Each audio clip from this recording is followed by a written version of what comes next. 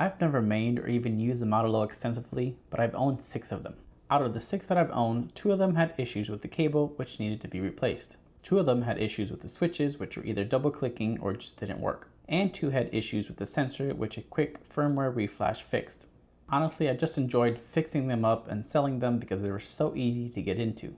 So naturally, I've always been put off with the quality control of the Model O, and Glorious for that matter. For this reason, I was also very skeptical and hesitant of the wireless addition to the Glorious lineup. But what I found actually surprised me. Let's get into the review.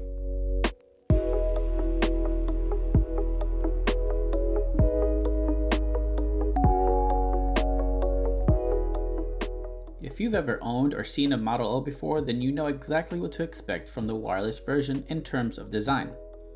From certain angles, it's almost impossible to distinguish between the two. The only giveaways are the USB-C port at the front and the power switch on the bottom. Oh, and there's also the sticker that tells you stuff about the mouse too. And if you're really good, you can also tell the difference in the weight. The Model O wireless is available in 2 colors, matte white and matte black. The shell is made from a typical plastic you see on most mice today and is smooth to the touch with no texture or grip. The shape will fit all grip types depending on hand size, but it's mostly known as one of the better claw grip mice for medium to large hands. In terms of dimensions, it's nearly identical to the wired version. I say nearly because when I did some measurements, I had inconsistent numbers. Because they were such small tolerances, I didn't feel the need to go too deep into it, but here are my results if you're interested. Starting at the front, you'll see the new USB-C charging port with recessed areas on either side into which the 2-prong charging cable connects. Next up, you'll see the mouse 1 and 2 buttons. Both have nice comfort grooves that taper off as you follow them back. There is a noticeable gap between the buttons and the body that wrap around to the sides and end at the side buttons. I do wish that this gap was done away with or made smaller by either making the buttons drop off more at the sides or by bringing the sides up towards the buttons. I think it would make the design more cohesive and maybe even help eliminate the small amount of post travel from the buttons. But that's totally a subjective and nitpicky thing on my end. In the middle of the main button sits a scroll wheel, virtually unchanged in terms of design. You still get the deep grooves in the rubber ring and the RGB sidewall on the wheel. Behind that is a standard DPI button. If you look closely, you'll notice that the gap between the DPI and the scroll wheel is actually shorter on the wireless when compared to the wired version. It doesn't affect anything, and it's just something I happen to notice. On both buttons are the hexagonal holes that help reduce the weight. These are also found on the back half of the mouse. In the future, I would love to see a version of this mouse without the holes. Since the mouse is already really light, I don't think adding an extra 5 to 8 grams would necessarily be a terrible trade-off. Or, why not keep the same weight but add a solid shell? If Logitech can get their new Superlight to be under 63 grams without holes, then surely Glorious can make it happen too. The left side of the mouse houses the only pair of side buttons. Though it's an ambidextrous mouse, that only pertains to the shape and not really the function, as the right side is devoid of any side buttons for use with the left hand. The buttons themselves are in a good spot and look just like the ones found on the wired Model O. Running above the buttons is a LED strip which, when on, is vibrant and seamless. When not on, they give off a translucent or frosted look. Then you have the large Odin-like Glorious logo, which you either love or hate. Personally, I can do without it, but it doesn't bother me when using the mouse anyway. The right side also has an LED strip and a small Glorious text logo, and that's about it. Finally, flipping over to the bottom, you'll notice a couple of changes. The first being the addition of a power switch. I'm going to be nitpicky here again, but why is the switch reversed? Why is on down and off up? Oh well, at least they added a nice little slit in the middle of it to be able to easily switch it on and off. The other difference is the new sticker that contains the usual stuff such as the serial number and regulatory info. The skates are the same as the wired version and are interchangeable, which is a nice move on Glorious's part. Like I mentioned in the beginning, I was always kind of put off by the issues I encountered with my previous wired Model O's. Thankfully, the Model O wireless has been changing my outlook of the brand, and my impression of the quality control is headed in a positive direction this time around. Right out of the box, I was very impressed with how solid and well put together this thing felt. Aside from the initial crunch after it has been sitting a while, I couldn't force any bad creaks, squeaks, or crunches out of it, no matter how reasonably hard I tried.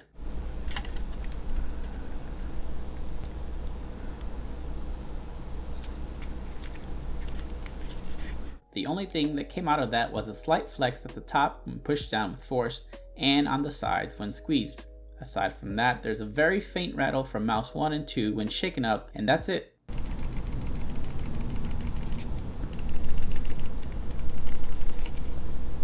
I couldn't get the side buttons to actuate by forcefully pressing on the sides. The DPI button would not actuate either when pressing up from the bottom, which has been something I've seen from recent mice. I did see that some owners had their scroll wheel squeak on them after a few days, but I have yet to hear anything from mine. Overall, the mouse feels sturdy in the hand while in everyday desktop use and during intense gaming sessions where I unknowingly squeeze the heck out of the mouse. Every button appears as if it could tolerate heavy use for sustained periods of time too. That's impressive for a mouse that weighs as little as this and has a honeycomb design. When talking about the Model O, one thing that consistently came up in the conversation was the rubber ring and how loose it was compared to other mice. Sure enough, all 6 that I owned had this flaw. Though not a deal breaker, it was something else that I wondered about when it came to the Model O wireless. Glorious must have been paying attention to those concerns because the rubber ring on the wireless is solid. I tried to get it to pull up, but it just wasn't happening. I'm assuming they used a better or more glue or made it so that the rubber was incorporated into the plastic wheel itself. As for the performance, there's really nothing to complain about. It's a good scroll wheel with smooth, quiet, and nicely defined steps. Though I would have liked it if they provided a bit more feedback. The middle mouse button has a light click that is easy to press, but not easy enough to press accidentally. The DPI button is, I believe, unchanged from the wired version, at least from the outside. I never changed my DPI, which is why I would have preferred that it was moved to the bottom of the mouse. It's out of the way enough to where I won't accidentally press it though, so it's not a big deal. With a light to moderate actuation force, the side buttons on the wireless feel really good to use. They have good placement and size, though I was hoping for slightly larger buttons similar to those on the S2 or the Ponage Ultra Custom. I personally prefer a larger surface for my thumb to press. Both buttons have very little pre-travel and only slightly more post-travel.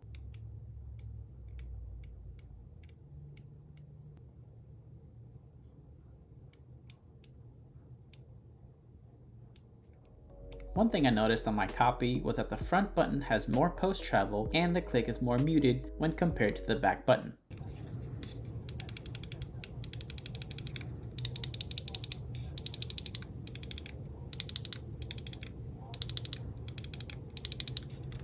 This has had no effect on my use with the mouse, so it's not a big deal and more of something that I noticed when testing for build quality.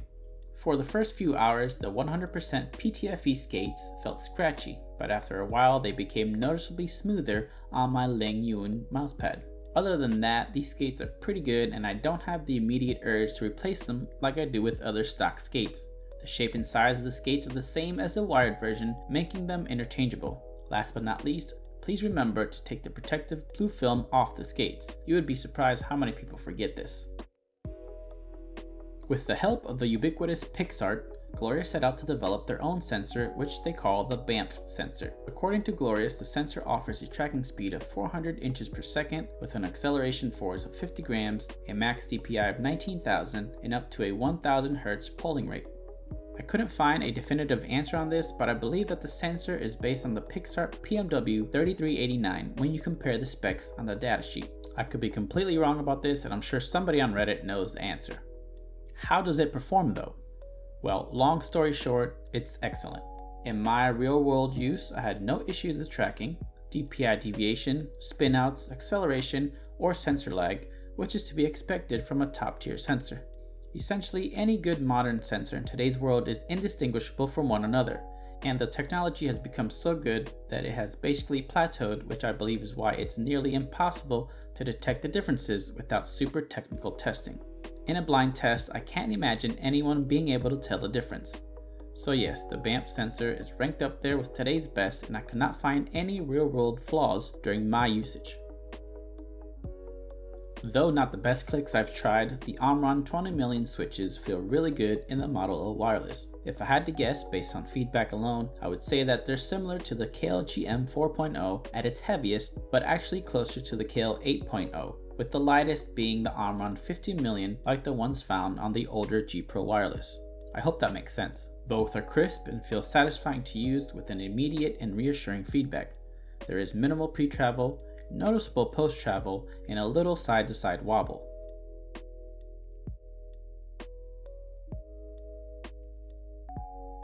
After a day or two, I did notice that the audio feedback of the buttons differed from one another.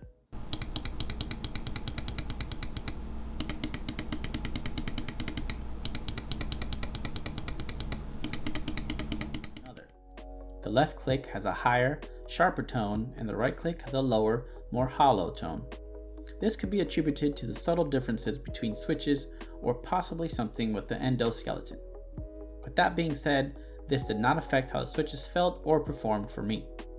I believe Glorious did a great job in this department. I really like how the main clicks feel, and besides the suggested physical changes to the buttons themselves that I spoke of earlier, I would personally love to have even lighter switches. Of course, this is subjective and yet again another one of my nitpicks and nothing more. After some time, I'll most likely end up installing some KLGM 8s in there anyway.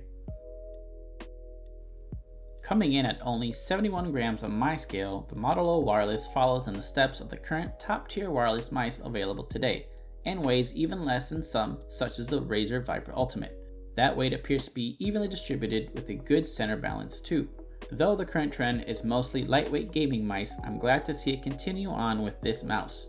Playing games such as Destiny 2, Valorant, and Squad is enjoyable, comfortable, and effortless, which are all great things for low sensitivity players like myself. Glorious claims that the mouse can last up to 71 hours on a single charge when the RGB is turned off, so I went ahead and did my own rudimentary testing, and these are the results. I started using my mouse at 9 AM, fully charged with RGB turned on and at 100% brightness. I played Destiny 2 for close to 6 hours, browsed the web for about 2 hours, and let the mouse sit idle for another 3 hours, after which I browsed the web again until finally heading to bed. The next day at 5:12 PM, the RGB turned off altogether and the scroll wheel started flashing red. When I opened the software, I got a pop-up showing my battery had 6% remaining. That's approximately 32 hours from a full charge to around 6% battery.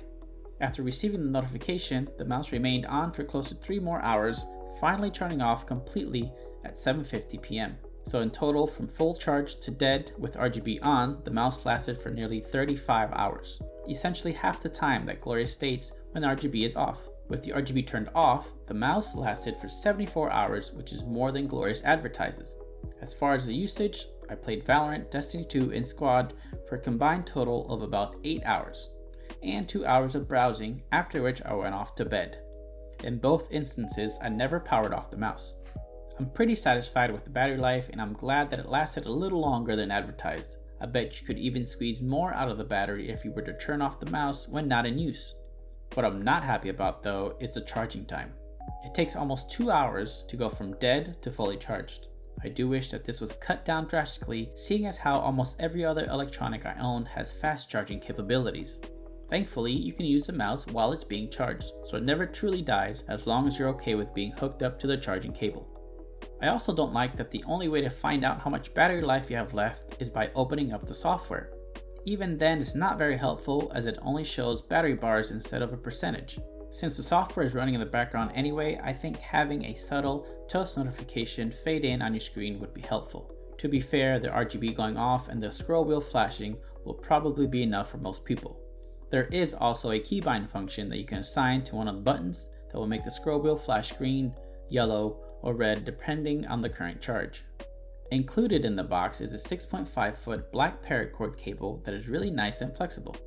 On one end is a typical USB-A connector, and on the opposite is a USB-C connector placed in between a 2-pronged design. When in wired mode, this design helps keep the cable seated securely and prevents accidental cable disconnects if you were to do quick or sweeping movements. Also in the box is a USB extender, which is a fairly small and rectangular piece with a soft rubber pad on one side to prevent it from sliding around on your desk. You have the USB-C port on one end and the female USB-A port for the wireless receiver on the other. It blends in pretty well on my white desktop, which I really like. Thankfully, the design of the port allows you to use pretty much any standard USB-C cable you may have laying around. The same thing goes for the USB extender. Glorious could have easily made both of these proprietary to force you to buy only their cables, but props to them for not doing so. The app, Glorious Core, is fairly simple and easy to navigate with a nice minimal design. Let's take a quick overview of it. Upon opening it up, you'll see your mouse on which you can click to get into its settings. At the top right, you have the lighting, key binding, and performance tabs. On the left is the glorious logo, which opens up a browser tab to the site, the home and back buttons, the Model O wireless button, and the app settings at the bottom. You'll find nearly all the RGB effects located in the lighting tab. You can select from a list of 9 different options ranging from single color to glorious mode and even rave mode. Most options have a speed and brightness setting, and some have a custom color picker on top of that. You can preview the options before applying the new settings. The key binding tab provides a bunch of different binding options and combinations. Each mouse button can have its own macro, single or combination keybind, or be disabled altogether. I changed my DPI button to instead show my current battery level, which appears on the scroll wheel LED. The amount of different combinations you can achieve is impressive. The Performance tab is home to the DPI, liftoff distance, debounce time, and polling rate settings. The default DPI is 400, 800, 1600, and 3200 with a max of 19,000. For the liftoff distance, you have the option of 1 or 2 millimeters, and the debounce time ranges from 2 to 16 milliseconds. Once you've dialed in all your settings, you can export or import them using the drop-down menu at the top left. In the app settings, you'll find the option to update the app, change the language, and set the amount of inactive time before the mouse puts itself to sleep. The Model O Wireless is an excellent mouse with great main clicks, build quality and sensor, wireless performance, and a familiar yet comfortable shape. And all this in a package that keeps it under 71 grams. For some people, this will be everything they've ever wanted in a mouse. Adding to this is a relatively low price of $80. This price point undercuts the heavy hitters like Logitech and Razer, who still sell their top tier wireless mice for up to $150. For that much, you can buy a Model O Wireless, Elements mouse pad, mouse bungee, extra skates, and grip tape. You can get all of that alongside a mouse that performs equal to, if not better than, what most of those companies offer. So yeah, the glorious Model O Wireless is a serious contender that will surely disrupt the market. Go pick one up before they're gone. Alright, that wraps up this review of the glorious Model O Wireless. Let me know what you guys think about the mouse, if there's something that you plan to get yourself. And please don't forget to leave a like on the video or comment down below, which really helps me. Also keep an eye out for my next giveaway, which is going to be the Ponage Ultra Custom wired mouse here. I have 2 that I might be giving away. Keep an eye on my socials, which are down in the description, and I will announce when it's going to happen. Thanks again for watching, and I'll see you in the next video.